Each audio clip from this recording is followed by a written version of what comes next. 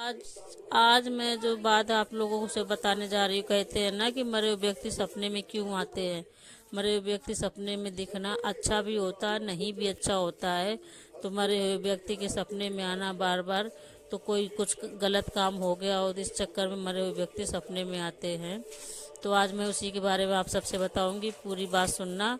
और उसके बाद मैं इसमें कथा भी सुनाऊंगी, कथा पूरी सुनना, कथा आगे नहीं बढ़ाना, क्योंकि मरे हुए व्यक्ति सपने में आना अच्छा नहीं होता है।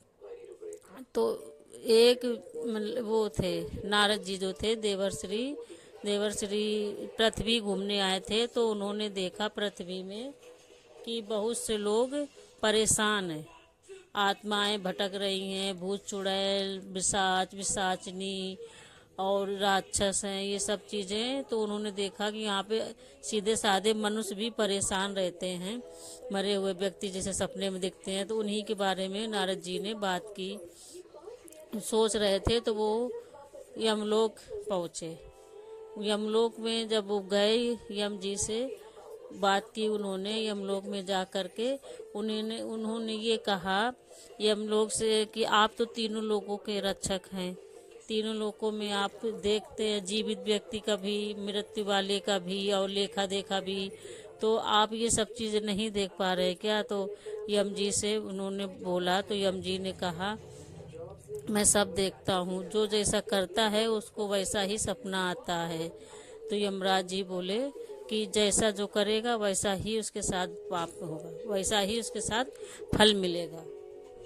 तो वो यमराज जी बोले कि आज मैं एक कथा सुनाने जा रहा हूँ, बड़े ध्यान से सुनना। एक समय की बात थी, एक सेठ था, उसके 4 भाई थे, मध्य देश में रहते थे। तो वो क्या कहते हैं, वो बहुत ही पैसे वाले थे और उनके पास बहुत ज़्यादा संपत्ति थी, बहुत संपत्ति थी। और वो संपत्ति उनके बुजुर्गों की थी। वो बुजुर्ग अपने बच्चों के लिए संपत्ति छोड़ के गए थे। बुजुर्ग इतने अच्छे थे कि मतलब कि गरीबों की रक्षा करते थे, गरीबों को दान पुण्य करते थे और वो खाना पीना गांव में बांटते थे, गांव वालों को खिलाते थे, मतलब गांव वालों की बहुत ही रक्षा करते थे। वो बुजुर्ग बहुत अच्छे थे। और ये जो सेठ था ये बहुत ही कंजूस था, ना तो किसी को खिलाता था। जो बुजुर्ग थे वो ब्रह्म वो होते हैं ना, क्या कहते हैं वो, मतलब आत्माओं को खिलाते थे, खाना खिलाया, अच्छे दान पुण्य भी करते थे। उनके पास इतनी संपत्ति थी तो उन्होंने दान पुण्य खूब किया। पर ये जो सेठ था ये बहुत ही कंजूस था। इसको ये लगता था जितना पैसा है सब हम ही रख लें, 1 रुपये भी ना खर्च करे। कोई मांगने भी आता था तो उसको नहीं देता था।